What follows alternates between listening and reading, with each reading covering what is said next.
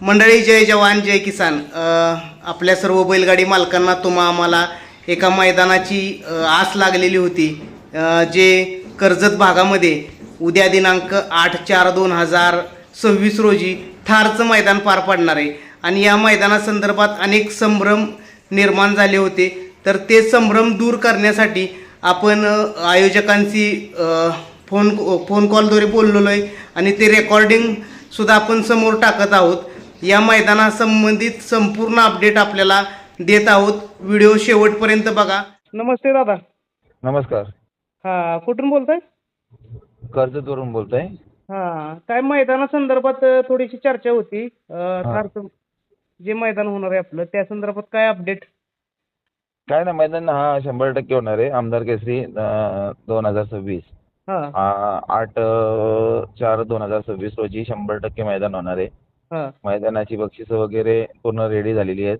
हा एक दोन बक्षिसांचा विषय आहे, तो जरा शोरूमवाले एक शोरूम देत नाही पासिंगसाठी, त्यांचं हे चालू आहे. परंतु आपल्याला बाकीचे जे बक्षीस आहेत, एक काल्टो कार आणि बाकी 4 टू व्हीलर ती अवेलेबल झालेली आहेत.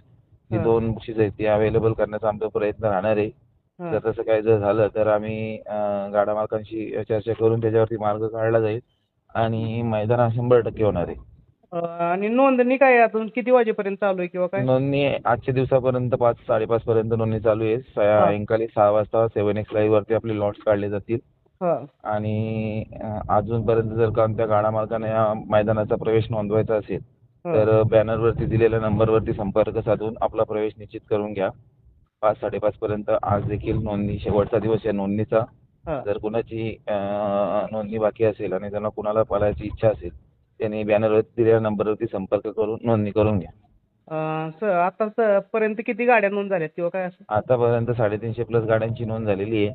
बरं. आणि अजून देखील नोंदणी चालू आहे आणि आजचा शेवटचा दिवस आहे नोंदणीचा. मैदान काही 100% होणार आहे. मैदान हा 100% होणार आहे. काही फेक निगेटिव्ह पसरवणारे कमेंट करत असतात किंवा इतरत्र फोन करून बोलत असतात का मैदान कॅन्सल होईल किंवा अशी मैदानं जी मोठी मैदानं असतात ती आदल्या दिवशी रद्द करण्यात येतात. परंतु आम्ही आयोजक असे आहेत का कुठल्या फायद्यासाठी मैदान घेतलं अशातला भाग नाही आहे. हा मैदान फक्त निव्वळ आमदार साहेबांच्या नावासाठी घेतलेला आहे आणि आमदार साहेबांचा भाऊ मनोहरदादा थोरवे यांच्या संकल्पनेतून हा मैदान घेतलेला आहे. त्याच्यामुळं हा मैदान हा 100% होणार आहे.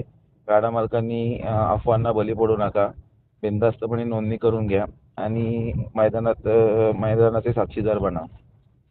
नक्कीच. आणि सर्वात महत्वाचं की आपण कोण बोलताय, नाव सांगा. मी प्रफुल्ल ठाणगे बोलतोय, वावे कर्जत. आमदार केसरी मैदानाचे आयोजक बोलतोय. बरं, चालेल. नक्कीच. धन्यवाद दादा. आणि